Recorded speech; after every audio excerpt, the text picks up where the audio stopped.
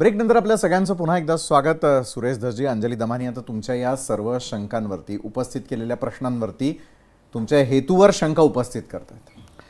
हे काय आहे, त्या फार मोठ्या समाजसेविका आहेत. बरं. आणि सध्या मला अंजली ताईंवरती बोलून किंवा इतर कोणावरती बोलून मला माझा फोकस संतोष देशमुख याच्या क्रुएल पद्धतीने झालेल्या हत्येपासून हा फोकस वळवायचा नाही. त्यामुळे त्या जरी काही माझ्यावरती बोलल्या तरी मी त्याला उत्तर देणार नाही. कृपया माझी एक विनंती आहे त्यांनी माझ्यावरती बोलणं बंद करावं. बरं, पण दुसरीकडे महत्त्वाचा प्रश्न हा उपस्थित होतो त्याच्या पाठोपाठ, तो म्हणजे असा की तुम्ही 4 टर्म काम करून झालेल्या 5व्या टर्मची तुमची सुरुवात झाली.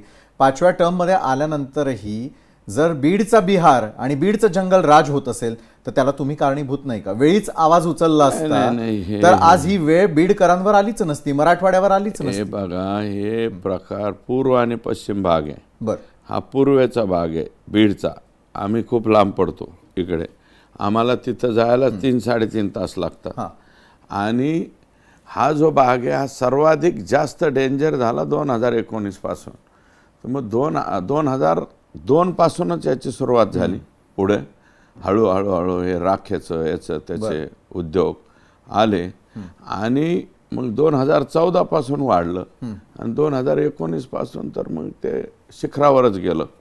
त्याच्यामुळं ते बिहार जे आहे ते तेवढ्याच एरियात आहे. बिहारचा एरिया जो आहे म्हणजे 370 कलम जे लागलं ना ते परळी मतदारसंघात जे काय होतं ते तिकडंच होतं, आमच्या इकडं नाही होत. नाही, परळीवरती तुम्ही रोख यावायला नेताय, मात्र मग वाळू माफिया, राख माफिया, हे प्रकरण नेमकं काय, हे नेक्सस जरा समजावून सांगा, कारण तुमच्या बोलण्यात नाही तर स्पष्ट सांगा. सगळ्यात जास्त भयानक गेल्या 10 वर्षापासून ते दाऊदपूर नावाचं गाव आहे आणि परळीचं थर्मल, तिथून हजारो कोटीची रोजच्या रोज 700-800 टिप्पर डंपर ते राख उचलतात. त्या प्रत्येक राखेचं जे गाडी निघते त्याचा ठराविक टोल आकाला द्यावा लागायचा. आका आणि त्याचा आका यांना टोल दिल्याशिवाय काय ते जात नव्हतं. ते खरं तर ती बल्करमध्ये न्यायला पाहिजे. हे कोणी बल्करमध्ये नेत नव्हते. त्याचा जो फुफाटा उडतोय त्याच्यामुळं लोकांना श्वसनाचे त्रास झाले, लोकांना त्वचेचे आजार झाले, लोकांनी भरपूर तक्रारी केल्या, पोलीस स्टेशनला जाऊन गुन्हे दाखल केले. पोलीस स्टेशनला गेल्यावर ह्यांच्या सांगण्याचे असे पोलीस अधिकारी आणून ठेवायचे की ते फक्त तिथं यांचंच काम चालतं. एकच पोलीस अधिकारी दहीफळे नावाचा, त्याचं टेन्युअर पूर्ण होतं परळीत आणि लगेच त्याला शिफ्ट केलं जातं शिरसाळ्याला. म्हणजे किती 15 किलोमीटर अंतरातच तो फिरवायचा तो अधिकारी. आता येईल ह्या चौकशात, आम्ही बी ते पत्र देऊ. बरं, चौकशीत मात्र एक मुद्दा नाही का तुम्हाला वाटत अजून यावा, शस्त्र परवान्यांसंदर्भातला? शस्त्र परवान्यांची आवश्यकता काय? सर्वसामान्यांना कशाला लागतं? 1300च्या वर परवाने? 1300 परवाने मुंबईमध्ये सुद्धा नसतील. 1300 एवढे इथं का त्याची गरज पडते? हे कायच हेच लोक आहेत, झंटा फांटा हेच लोक आहेत.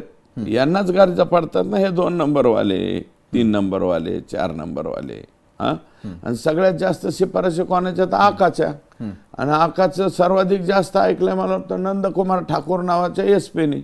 त्याच्या अगोदरचे आत्ताचे जे बारगळ बदलले साहेबांनी एका दिवसात, त्या बारगळांना मी स्वतः सांगितलं की 9 अब्ज रुपये एका माणसाच्या नावावर ट्रान्झॅक्शन झालंय. 9 अब्ज एका माणसाच्या, एका खेड्यागावात. ते सांगितलं तर त्या दिवशी तिथे जे इमानदार अधिकारी होते, जोगदंड आणि आणखी एक लेडी होती, त्यांची लगेच बदली करून टाकली या आकाने यांनी. बरं, जेही मी ऐकतोय ते धक्कादायक आहे. खरं तर महाराष्ट्र संपूर्ण यावेळेला ऐकतोय. राख आणि वाळू माफिया याचा तुम्ही उल्लेख मगाशी केला. पंकजाताईंकडे तुम्ही या संदर्भामध्ये जाऊन सांगणार आहात का? कारण आता पर्यावरणाची जबाबदारी तर त्यांच्याकडे देण्यात आली. मी पत्र देणार आहे त्यांना. मुळात त्यांनी 2014 ते 2019 त्या मंत्री होत्या. त्यांनी हे राखेचं जे चाललेलं होतं उद्योग हा थांबवायला पाहिजे होता. का थांबवला नाही त्यांनी? त्यांची जबाबदारी नव्हती. त्या लोकप्रतिनिधी नव्हत्या, जाणीव करून दिली. परळीच्या लोकप्रतिनिधी नव्हत्या का? त्या धनंजय मुंडेंना पराभूत करून त्या निवडून आल्या होत्या. त्यावेळेस 4-4 खात्याच्या मंत्री होत्या. मग आपल्या आपल्या मतदारसंघात काय जळतंय, काय कळतंय हे आपल्याला कळत नाही का? त्यांची जबाबदारी होती हे राखेचं बंद करायचं. आता तर नाही केलं, किमान आता पर्यावरण मंत्री म्हणून त्या आल्यात ना, 300 वीट भट्ट्या जर बोगस असतील त्या शिरसाळ्यासारख्या गावामध्ये, तर त्या भट्ट्या बंद करायला पाहिजेत ना आत्ता बोगस. आणि हे जे ऱ्हास चाललाय पर्यावरणाचा, तिथला प्रदूषण होतंय मोठ्या प्रमाणात, ते प्रदूषण कोणी थांबवायचं? ते खालचं वडगाव वगैरे काही गाव आहेत त्यांचं तर ऊस पिकणंही बंद झालंय, हरळ बी उगाना त्यांच्या शेतात, कारण इकडून जे राख जाती ती त्यांच्या शेतात जाते. शेतात राख गेल्यावर दगडासारखं घट्ट होते, त्यांचं शेती पिकणं सुद्धा बंद झालंय. मग ह्या गोष्टी पंकजाताईंनी पाहायला पाहिजे होत्या असं माझं मत आहे. बरं, पंकजाताई पाहतील असं आपण अपेक्षा ठेवूया. मी पत्र देणार आहे त्यांना, पर्यावरण मंत्री म्हणून त्या झालेले आहेत, त्यांना एक पत्र देईल आणि सेक्रेटरीला एक पत्र देईल. बरं, काही दिवसांपासून खरं तर प्राजक्ता माळी यांचा मुद्दा समोर आला. तुम्ही माफी मागून झाली, ती माफी तिनं स्वीकारूनही झालेली आहे. मात्र परळी पॅटर्नचा तुम्ही उल्लेख केला, हा परळी पॅटर्न नेमका काय? सगळ्याच बाबतीत परळी पॅटर्न वेगवेगळं ना. खुनाच्या बाबतीत परळी पॅटर्न, बरं, राखेच्या बाबतीत परळी पॅटर्न, वाळू चोरीच्या बाबतीत परळी पॅटर्न, कुठं हे कृषी विभागाचे हार्वेस्टर वाटपाने 9 लाख रुपये घ्यायचा परळी पॅटर्न, DPDCची टक्केवारी वाढवायचा परळी पॅटर्न, हे इव्हेंट मॅनेजमेंट प्रोग्राम, मी ते त्यांच्या लक्षात नाही आलं प्राजक्ताताईंच्या, इव्हेंट मॅनेजमेंटवरती बोललो होतो. इव्हेंट मॅनेजमेंट रश्मिका मंडानांना तिथे आणण्याबद्दल माझं ऑब्जेक्शन नाही आहे, बरं, आणलंच पाहिजे.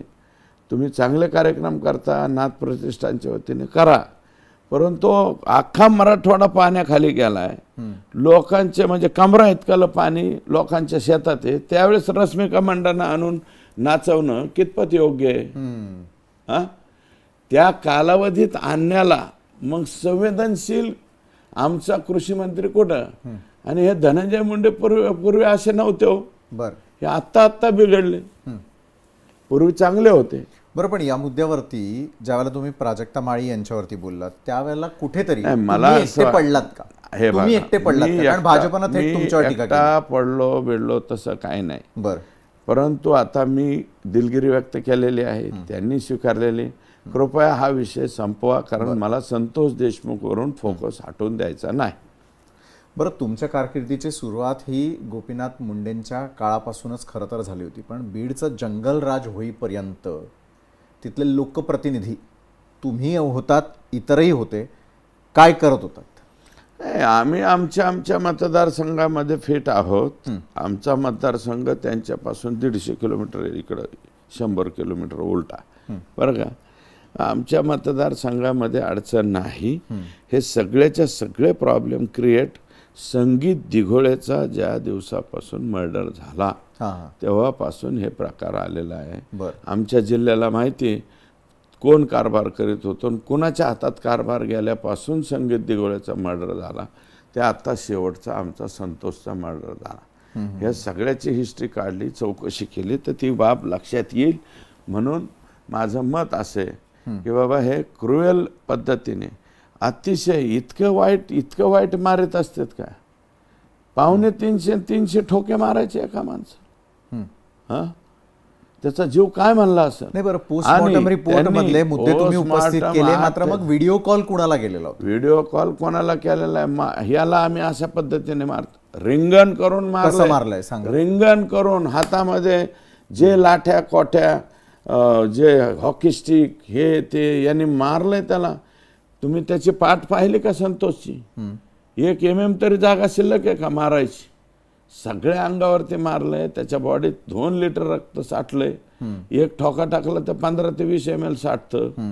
अरे बाबा, तुम्ही किती मारलं त्याला? आणि तो पाणी मागत होता. पाणी मागितलं तर दुसरंच काहीतरी येईल त्या व्हिडिओत. पुढं काय होतं? दुसरं काहीतरी तोंडात ओतलंय. इतक्या बेकार पद्धतीने हे लेकरं मारलेलं आहे. अशी हत्या ही कुठंच झाली नसेल, इतकी बेकार हत्या झाली. म्हणून आम्हाला राग, आणि ह्या रागामुळं आम्ही आता ह्यांच्यावरती आमचा भरोसा राहिलेला नाही. बरं, राग तुमच्या डोळ्यातनं दिसतोय, तुमच्या वागण्यातून दिसतोय. ठॉय ठॉयचा उल्लेख केलेला होता तुम्ही. ठॉय ठॉय करण्या